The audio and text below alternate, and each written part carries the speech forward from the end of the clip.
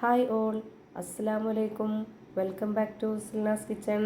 ഇന്നത്തെ റെസിപ്പി ബ്രെഡും നേന്ത്രപ്പഴവും കൊണ്ട് ഭയങ്കര സിമ്പിളായിട്ടുള്ള എന്നാൽ കഴിക്കാൻ നല്ല ടേസ്റ്റി ആയിട്ടുള്ള ഒരു വെറൈറ്റി ആയിട്ടുള്ള ഒരു പലഹാരത്തിൻ്റെ വീഡിയോ ആണ്. അതുകൊണ്ട് തന്നെ ഈ വീഡിയോ സ്കിപ്പ് ചെയ്യാതെ മുഴുവനായിട്ടും കണ്ടേക്കണേ. നല്ല ടേസ്റ്റിയാണ്, എല്ലാവർക്കും ഇഷ്ടമാവും. റെസിപ്പിയിലോട്ട് കിടക്കുന്നതിന് മുമ്പായി സിൽനാസ് കിച്ചൺ ചാനൽ ആദ്യമായിട്ട് കാണുന്നവരാണെങ്കിൽ പ്ലീസ് ഒന്ന് സബ്സ്ക്രൈബ് ചെയ്തേക്കണേ. ഒപ്പം തന്നെ ഈ വീഡിയോസ് നിങ്ങൾക്ക് ഇഷ്ടപ്പെടുകയാണെങ്കിൽ ഒരു ലൈക്ക് ചെയ്ത് ഷെയർ ചെയ്ത് സപ്പോർട്ട് ചെയ്യാനും മറക്കരുതേ.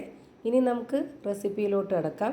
ഇതിനായി ഞാനിവിടെ 2 പഴുത്ത നേന്ത്രപ്പഴം എടുത്തിട്ടുണ്ട്. മീഡിയം പഴുപ്പുള്ള പഴമാണ്. അങ്ങനെയുള്ള പഴം വേണം എടുക്കാനായിട്ട്. ഒരുപാട് അങ്ങ് നന്നായിട്ട് പഴുത്ത് കുഴഞ്ഞു പോയ പഴം എടുക്കരുത്.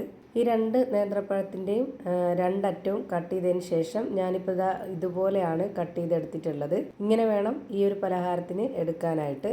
ഇനി അടുത്തതായിട്ട് കുറച്ച് ബ്രെഡ് എടുത്തിട്ടുണ്ട്. എത്രയാണോ നിങ്ങൾക്ക് പലഹാരം വേണ്ടത് അതിനനുസരിച്ചുള്ള ബ്രെഡും എടുക്കണം. ഇനി ഈ ബ്രെഡിൻ്റെ 4 അറ്റം ഒന്ന് കട്ട് ചെയ്ത് മാറ്റുന്നുണ്ട്. അത് കളയൊന്നും വേണ്ട, പൊടിച്ചെടുത്ത് മാറ്റി വെച്ചേക്കാം. ഞാനിപ്പോൾ എല്ലാ ബ്രെഡും 4 സൈഡും കട്ട് ചെയ്ത് മാറ്റിയിട്ടുണ്ട്.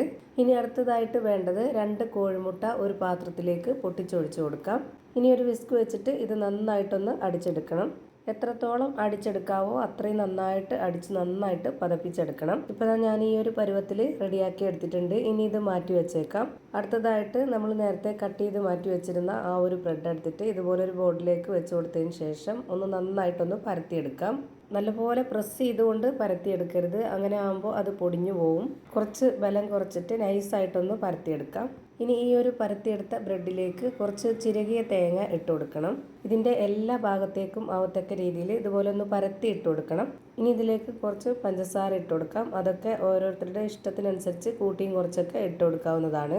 ഇനി കട്ട് ചെയ്ത് വെച്ച പഴത്തിൽ നിന്ന് ഒരു പീസ് എടുത്തിട്ട് ഇതുപോലെ വെച്ച് കൊടുത്തിട്ട് ഈ ബ്രെഡ് ഒന്ന് മടക്കിയെടുക്കണം. ഇങ്ങനെ മടക്കി വെച്ച് കൊടുക്കുമ്പോൾ ചിലപ്പോൾ പൊട്ടിന്നൊക്കെ വരും ആ ഒരു ബ്രെഡ്, എന്നാലും കുഴപ്പമൊന്നുമില്ല. അതൊക്കെ നമുക്ക് റെഡിയാക്കി എടുക്കാം. ഇപ്പോൾ ഞാനിതാ ഇതേപോലെ മടക്കിയെടുത്തിട്ടുണ്ട്.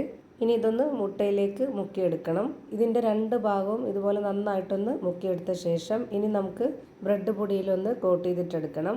ഭയങ്കര സിമ്പിളാണ്, കണ്ടില്ലേ എത്ര പെട്ടെന്നാണ് റെഡിയാക്കി എടുക്കാൻ പറ്റുന്നത്. ഇനി അടുത്തതായിട്ട് ഒരെണ്ണം കൂടി കാണിച്ചു തരാം. നമ്മുടെ വീട്ടിലേക്ക് പെട്ടെന്ന് ഒരു ഗസ്റ്റൊക്കെ വരുന്ന സമയത്തും അതുപോലെ നമ്മുടെ കുട്ടികൾ സ്കൂളിൽ പോകുമ്പോൾ സ്നാക്സ് ബോക്സിലൊക്കെ കൊടുത്തു വിടാനും നോമ്പൊക്കെ വരുമ്പോൾ നമുക്ക് നോമ്പിന് വളരെ പെട്ടെന്ന് തയ്യാറാക്കി എടുക്കാൻ പറ്റുന്ന നല്ല ഈസി ആയിട്ടുള്ള ഒരു അടിപൊളി സ്നാക്കാണിത്. ഇതേപോലെ തന്നെ നമുക്ക് പെട്ടെന്ന് എല്ലാം റെഡിയാക്കി എടുക്കാവുന്നതാണ്.